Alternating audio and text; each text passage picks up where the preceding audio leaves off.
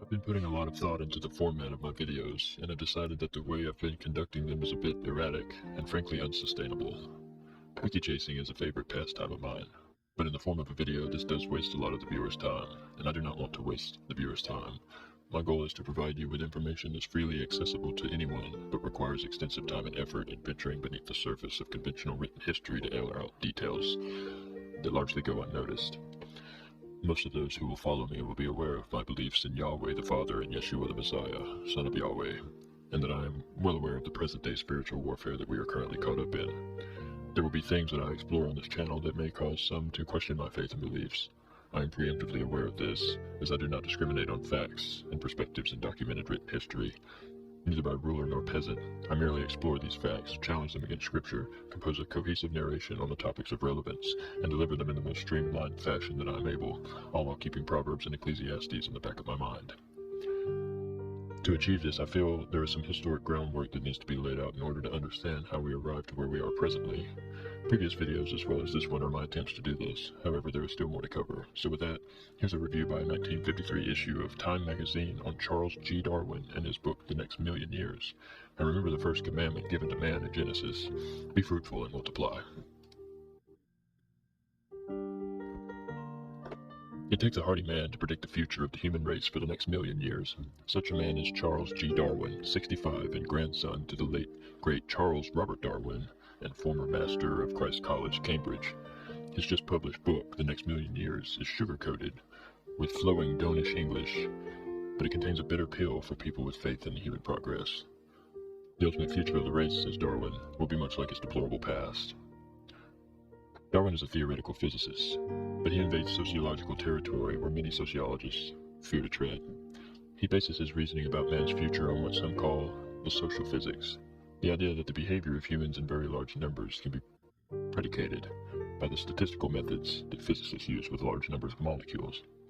Physicists know that the motion of single molecules, example, in a gas, are unpredictable. They may move fast or slow and zigzag about in any direction, but the impacts of billions of gas molecules against a restraining surface produce a steady push that obeys definite and rather simple laws. In the same manner, Darwin believes the actions of individual humans are erratic and sometimes remarkable, but the behavior of large numbers of them over long periods of time is as predictable as the pressure of gas.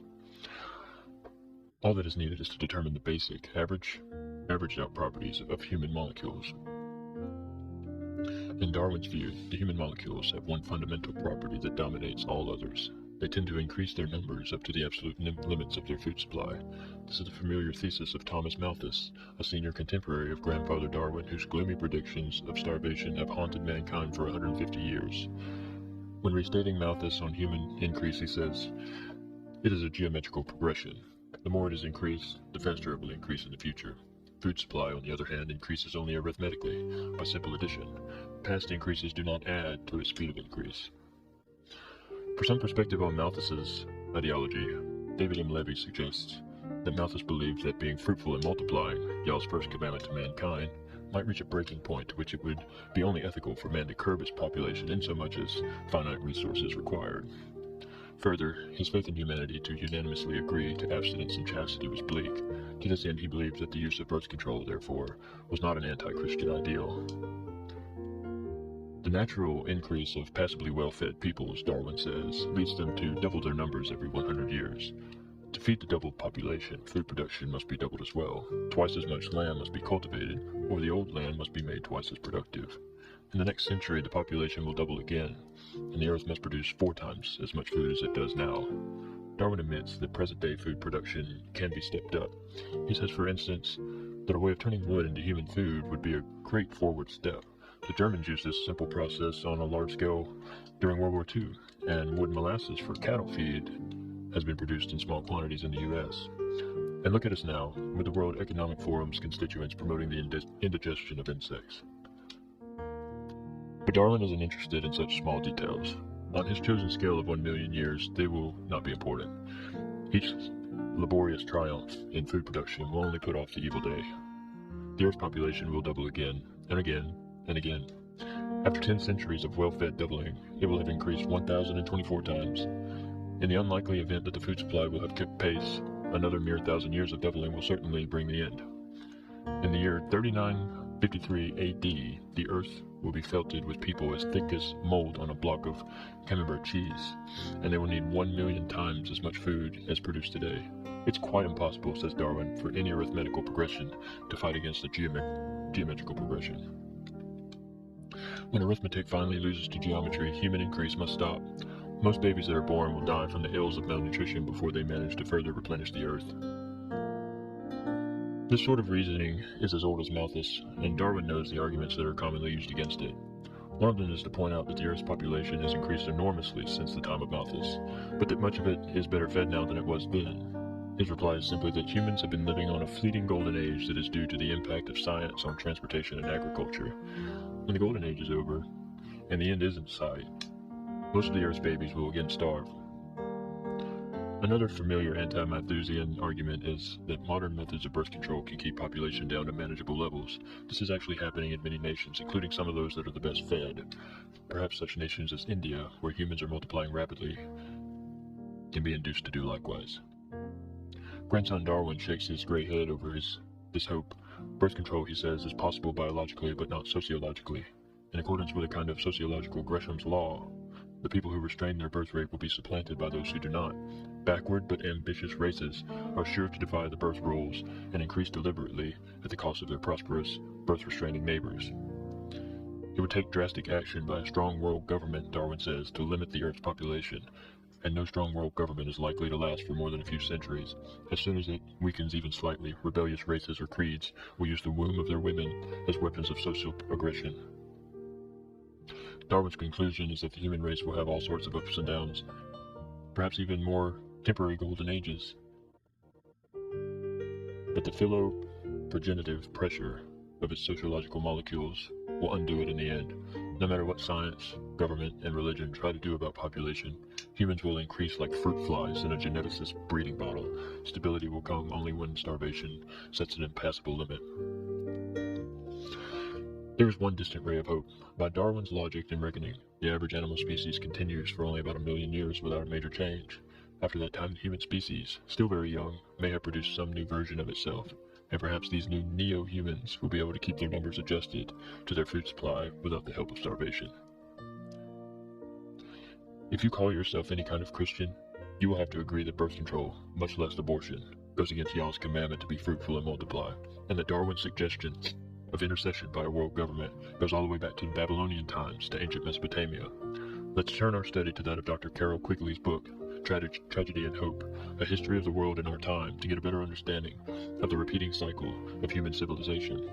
While the succession of each preceding kingdom over the last involves different camps, capitals, and diverse range of races, a strikingly similarity cannot be ignored in each instance of conquest that can be witnessed in Scripture as far back as Cain and Abel.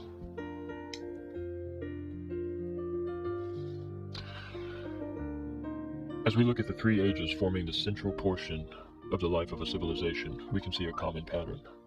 The age of expansion is generally marked by four kinds of expansion. Number 1, of population. Number 2, of geographic area. Number 3, production. And number 4, of knowledge.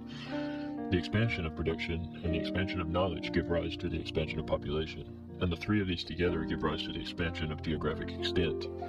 This geographic expansion is of some importance because it gives the civilization a kind of nuclear structure made up of an older core area, which had existed as part of the civilization before the period of expansion, and a newer peripheral area which became part of the civilization only in the period of expansion and later.